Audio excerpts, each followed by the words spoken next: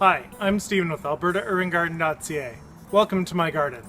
On today's episode, we're going to create a fall compost using free resources we've collected in our neighborhood to build some beautiful soil. So we've raised this bed behind us and we need to fill it with something. Why not some rich, awesome compost? So follow along and I'll show you how I'm going to build my compost this year.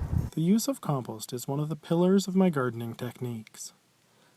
Composted material, including mulch, helped me achieve a long-term goal this year of requiring no store-bought fertilizers.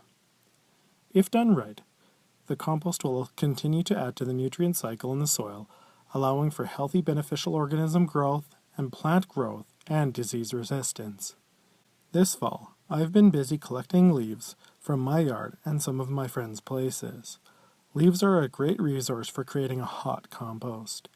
They are considered a brown ingredient for compost, and usually is a free resource as most people have to pay to get rid of them. When building the enclosure for the compost, it is important to think of a few things: air, size, and access. The bacteria that are going to do all the hard work need air. Picking a material that allows airflow helps keep them happy. I am using this plastic fencing that was left over from when I created my garden fence. I'll use some repurposed survey stakes to give them their initial form. Size is important. It may seem a little crazy to add a huge pile for such a small area to fill, but don't worry. Through the hot composting process that we are about to undergo, the volume will go down significantly. Speaking of hot compost, in order to get a good sustainable hot compost in the fall and winter, you'll need enough initial volume. The outer layer will insulate the core when it heats up and breaks down. Access is important. The pile will continue to reduce in size, allowing you to continue to add to it over time. Easy access helps with the continued addition to the pile. When collecting leaves from my yard, I tend to use a lawnmower. The benefit of doing this is not only does it take less time and effort, it breaks down the leaves and collects some grass, which is a green component of compost. If you add green and brown ingredients with moisture and air, you generally will get a hot compost. Green compost ingredients are typically nitrogen-rich, like grass clippings or household food scraps. Brown compost ingredients are carbon-rich, such as fall leaves and wood chips. There are all sorts of ratios and recommendations out there. However, I've found a simple 50-50 split based on weight works well for me. I tend to eyeball the weight and generally am not disappointed if I use a lasagna layer process. When making my fall compost pile, I'll add a layer of leaves, preferably with grass clippings in there. There's generally not enough grass in there to get the 50-50 mix, so I'll use spent coffee grounds. These are free resources I've spoken about a number of times and add nitrogen, phosphorus, and potassium. Used coffee grounds count as a green component. Alternating layers of leaves and used coffee grounds will help set the stage for a good hot compost.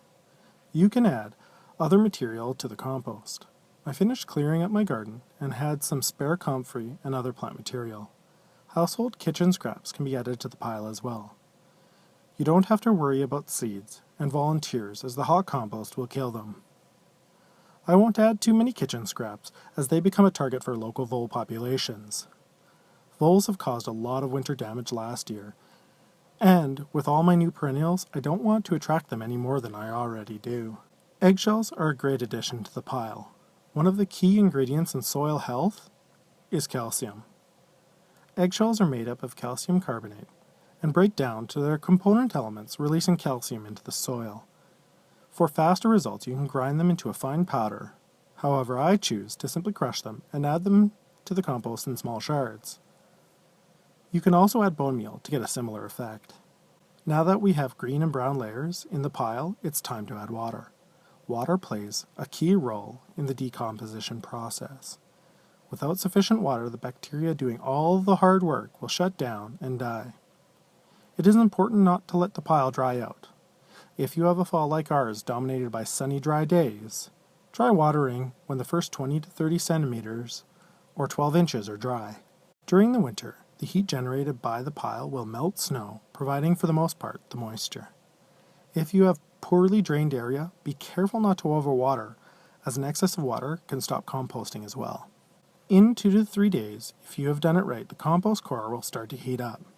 The compost will continue to heat up, and then level off, and then cool off. Once back to soil temperature, the process is complete. You can mix the whole pile to add oxygen and restart the hot compost process again. As this will likely be in the depth of winter, I'll do it first thing in the spring.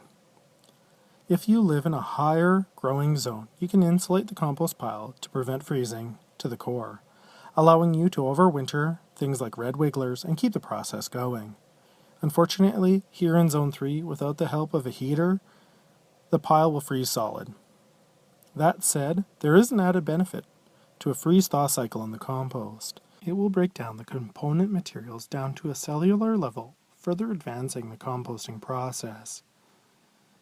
This compost and materials cost nothing by using free resources or recycled ones. It will become a great soil for growth and likely rich enough to not need any supplemental fertilizers. Now it's time to leave it until spring and let the magic of compost happen. Thank you for spending time with me today.